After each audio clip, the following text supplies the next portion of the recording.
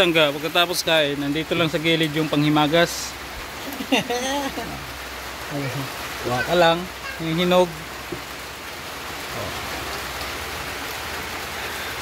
Kaya parang mga ano lang, ibon unggoy.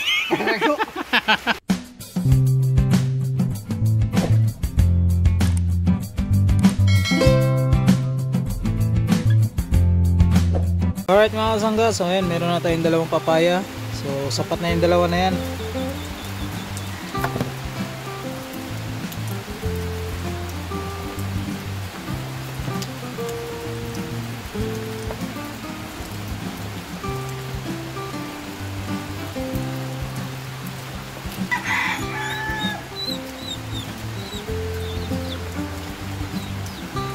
Alright.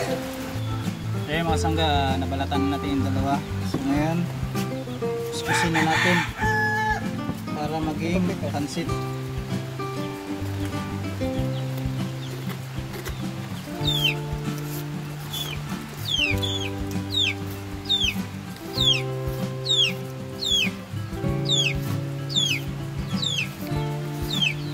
So ayan, tapos ko ng kuskusin at nahugasan na rin. So tara, lutuin na natin to, ang ating pansit dughit. So let's go. Alright, salang na natin yung ating kawali. Maglagay ng oil.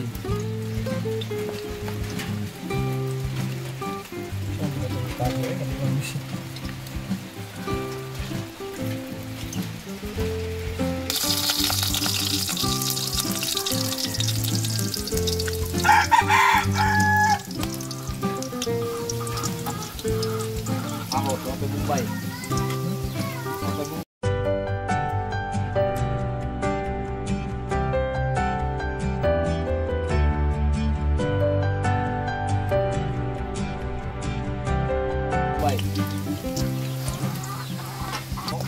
Okay guys, hintayin lang natin na medyo pula-pula yung bawang at sibuyas. Saka na natin ilagay yung ating pansit.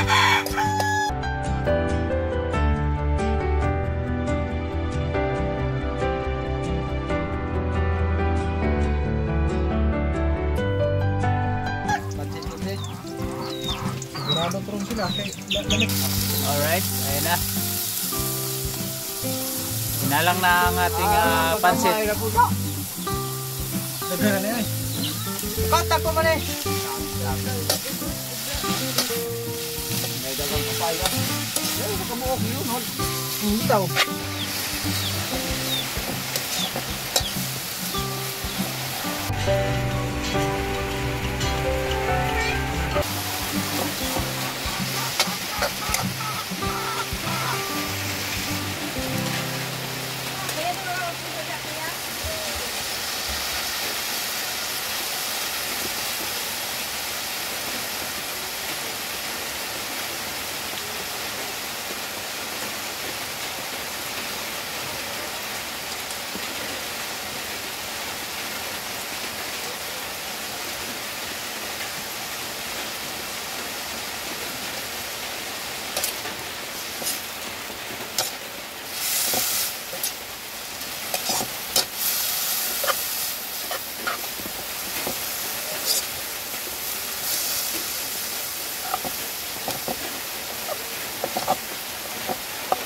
Yan ganaga.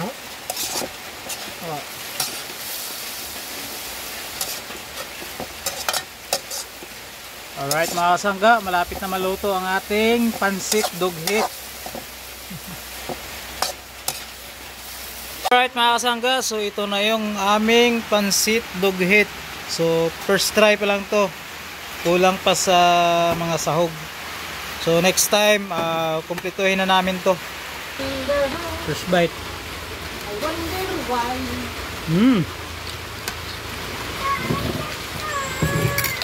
Simple.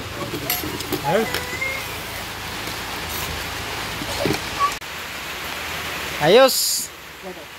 Kain na. Okay mga kasangga, kain po muna kami. Tangga, pagkatapos kain, nandito lang sa gilid yung panghimagas. Huwag ka lang, yung hinog. Kaya parang mga ano lang, ibon. Ibon unggoy. Parago. Butlot parago. Ngaon!